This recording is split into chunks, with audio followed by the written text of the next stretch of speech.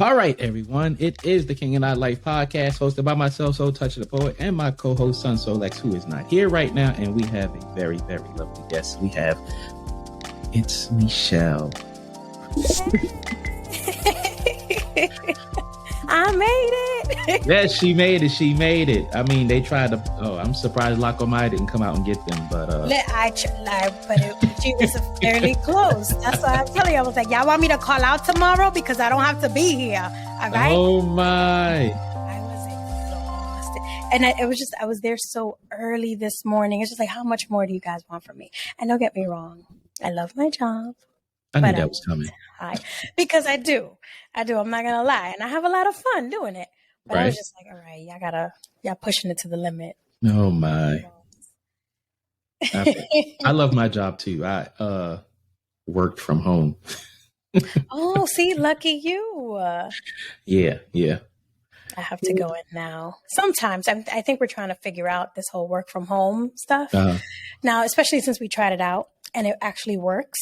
So we're trying it out again. I just don't know if I'm going to fall into that category of, hey, we don't need you enough. You could just work from home. I mean, because it's just too needy. How do you qualify for work from home? You have to be Michelle and not Comai. Like, how does that work? I have multiple personality disorder. No, I'm just kidding. Imagine. Hey, welcome to the ethnic club. You are not alone in that. No, I'm just kidding. So during COVID, it was so easy because I was working from home and I was doing all the podcast stuff. So I had a lot of time to balance them both out. But then when I get stuck at work, I have to literally commit to like 1 or 2 days towards the end of the week to make sure I record, to make sure I edit, to make sure I have stuff for both either YouTube and audio. Like, it's tough. So every day I'm on the bus, I'm on the train, and I'm just writing stuff, like writing down notes for the end of the week. So that's how I'm managing it right now. Hey, we're going to get into that as we go along. So let's get into this long-awaited interview with one of the most bubbly, animated people out there. So yeah, give us a little bit about yourself, a little bit about your background. So I like long walks on the beach, and she went straight Hallmark Channel on us, ladies and gentlemen, right? Straight out the gate. I'm looking for love. No, I'm just kidding. Let's see a little bit about myself. I think you can kind of see my personality. This is just who I am. I'm always joking around. I really don't take things very seriously unless I absolutely necessarily have to take things seriously. Yeah.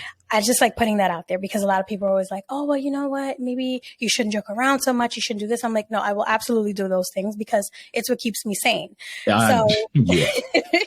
I feel you. Right? Until it's time for me to like buckle down and be like, okay, we got to figure this stuff out.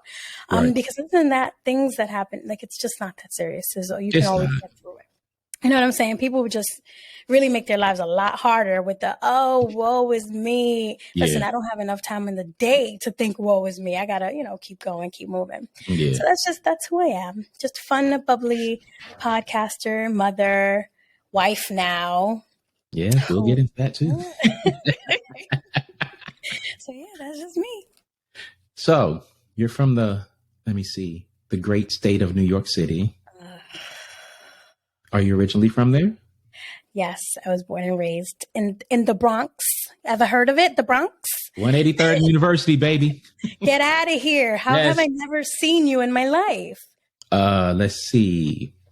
How long ago? Shit. Long time ago? Yeah. So you know Father Sizer and DeVoe Park over there? Yeah. Yeah. Yeah. I live right on the corner, 2263. Get out of here. Yeah. Look at that. Yeah, that was stomping grounds for old little Michelle and her friends. But yeah, New York City is okay. It's okay. So I know a lot of people will be like, well, is she Puerto Rican? Is she Cuban? Listen, I'm not Puerto Rican. I'm not Cuban. I've gotten Japanese. I've gotten black. What? Yeah, I've got Japanese and black. That was, people would come up to me and ask me, are you mixed with Japanese and black? I'm like, no, I am not. I've gotten Filipino, but never really just straight up Dominican. Just Dominican. That's just me. I'm stuck on the Japanese part. Japanese. I have gotten Japanese, and I don't see it. I don't know how. I don't know where that came from, but I have gotten Japanese. I don't know how they do it up there now, because I have not lived up there in decades. But most Hispanics are just labeled as Spanish. Yes. It's so fun. And up until recently, though, I've stopped saying that because I was like, well, we're not Spaniards. Like, Right. I'm trying to like be culturally correct and all that nonsense. Because like, well, we're not Spaniards because we're not Spanish. So we're Hispanic or Latino. And everybody's like, yeah, sure. So you cook Spanish food? I'm like, what has it all? This has been for nothing. Right. It's like, come on. I tried. You know what? Let me just, when in Rome, do what the Romans do. Right. Exactly. And that's be really Roman. So. Yeah. So you mentioned married. How has the transition to being a wife been? I mean, I know you're still a newlywed technically, but how's that transition been for you? So it's been fun. My husband, I always got to remember, he's not my boyfriend. He's not your boyfriend. And that's the first thing I'm like, my boyfriend. Oh, no, damn it. My fiance. Oh, wait. Oh, man. Reset. And at that point, everybody's looking at me like, girl, yeah, right. You're lying. I'm like, no, I swear. I'm an adult who's married. I promise. Oh, my. But so it's been very fun. Him and I have been living together for a while, so we kind of knew our nuances already. So when it came to that, we were already, in that unison, I guess, in a sense. But everything else is kind of different because then you have like serious talks now.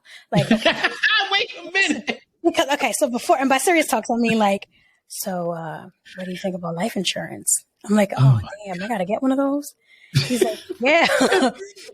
I'm like, oh, okay, I guess I want one. Let's sign up. He's like, girl, stop playing. I'm like, let's sign up right now. Let's see, like we're thinking about, because we want to get out of the city. So we're definitely going to move and we're going to buy a house. And this will be my first house ever. I know. And I'm like, oh, this is scary because it's a bigger place and bigger responsibilities here. I break something. I'm like, hey, sir, I need you to come down here and fix this. Now he's just like, no, we have to fix things on our own. We have to learn how to economize. So just a lot of planning. Mm-hmm. And I was just like, wow, this is what adulthood feels like. Okay. Yeah. It's funny how you said now you have to have serious conversations as if you didn't have serious conversations before. The whole life insurance, the whole medical insurance and all of that stuff. Wills and all that. And thank you. I didn't even want to mention that. Every time he's like, oh, we got to speak to our attorney about the will. And I'm just like, oh, he don't want to hear about none of that. He's like, look here. Let me tell you, do not be like the average Hispanic, minority, Latino, and put that off because you don't want to deal with it and you don't want to think, look, I know so many people who fall into that trap, and then when something happens, it's like they in crisis mode. No, you're right. You're 100% right. I think it's just more of me thinking like wills, because we actually have to sit there and say, okay, if something happens to you, something happens to me, we have to lay out this whole plan. Yeah. And I'm just like, oh no, that's so sad. Like, I hope we never have to, like, unless it's for natural causes, I hope we would never have to go through anything like this. So I think that's really the scary part of it. But once I got over that, I'm like, yeah, we have to do it because we have to make sure our kids are set up. We have to make sure we're set up. You just never know, especially living in New York City.